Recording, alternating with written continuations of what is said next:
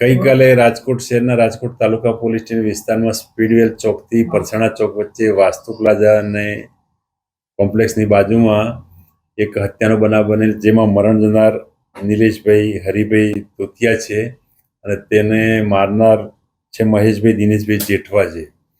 એ હત્યા બનવાનું કારણ છે કે જે આરોપી છે મહેશભાઈ, તે આરોપી છે તે એની બેનને હેરાન કરે છે. તેઓ વેમ રાખી અને તેના ઉપર છરી વડે હુમલો કરી મૃત્યુ નિપજાવેલ છે. છરીના ઘા 6 થી 7 છરીના ઘા મારેલા છે અને જે ખૂબ જ ભયજનક રીતે મારેલ, જેથી તેનો તાત્કાલિક મૃત્યુ નિપજેલો. ના, હજી સુધી કોઈ કારણ જણાવ્યું પણ શંકા, એને હેરાન કરતો એવી શંકા હોવાના કારણે એને ઉશ્કેરાઈ અચાનક એના પર હુમલો કરી અને મૃત્યુ નિપજ્યા. આરોપી અને મૃતક મરણ જનાર બંને એકબીજાને ઓળખતા, સારી રીતે ઓળખતા હતા. ના, કોઈ હાલમાં તો હજી કોઈ એને ક્લિયર કરી નથી, પણ આરોપીને એવો શક વેમ હતો કે મારી બેનને હેરાન કરે છે, જેના કારણે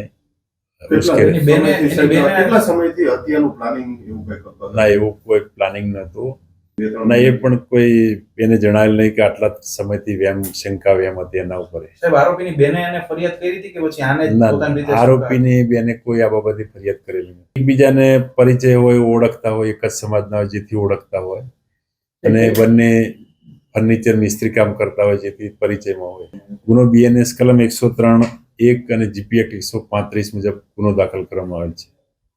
હાલમાં તો કંઈ એને જે હતી હકીકત વગર મારી બેનને આ હેરાન કરતો હતો તેવું વેમ રાખી અને એનું મૃત્યુ નિપજાવેલ છે. હત્યા કરી અને આરોપી ગાંધીગ્રામ પોલીસ સ્ટેશન ખાતે જઈ હાજર થઈ ગયેલ.